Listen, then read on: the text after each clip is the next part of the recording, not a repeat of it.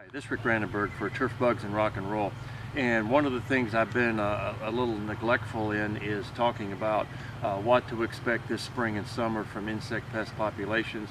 We've been so tied up this winter and spring talking about everything from Roundup or glyphosate to bee kills to social media and all those things that we really haven't gotten to that. And we'll go right back to the social media and all the misinformation that's out there because you know, every day I see things on there that are getting people all upset, the public upset about the products we use, and there's very little of any merit or value to some of the things that are said. In fact, some of the things are just absolutely ridiculous. So we'll get back to that because I think we all play a role in trying to really stop this.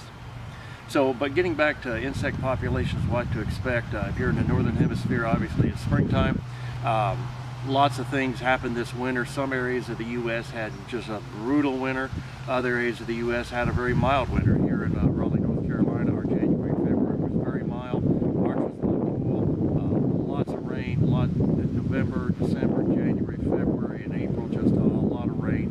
And that was the real unusual part. So we had so much precipitation. But what does that mean? And I'm going to repeat the same thing I've said the last few years.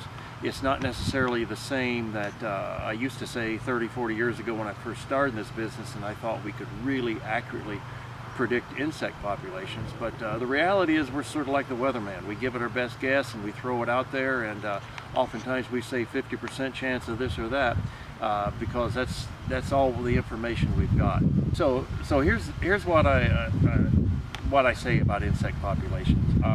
Just because you've had a very, very cold winter doesn't mean you're not going to have any insects. Just because you've had a very mild winter doesn't going to mean you're going to have more insects. You really just have to take whatever nature throws at you, but be ready. Be ready if you've had a warm, wet year, especially for soil insects, for the populations to be early. If you've had a cold, dry year, be ready for them still because it had as much impact on their natural enemies as it did on the actual pests, and you may end up with a lot of insect pests. But be ready, start looking earlier than normal. Always be prepared, don't get caught off guard because it's a hard time with most insects to use winter weather as a good predictor. I know this year we've been battling in the mountains of North Carolina, the annual bluegrass weevil, and this year, the fourth year we've really been studying them.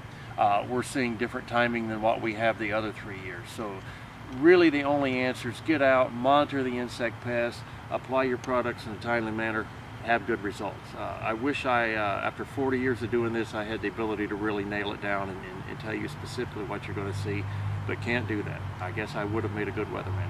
Hope that helps. We're going to get back to some of the social media issues and all this glyphosate mess and everything that's taking place because I think we all need to rally around this and see if we can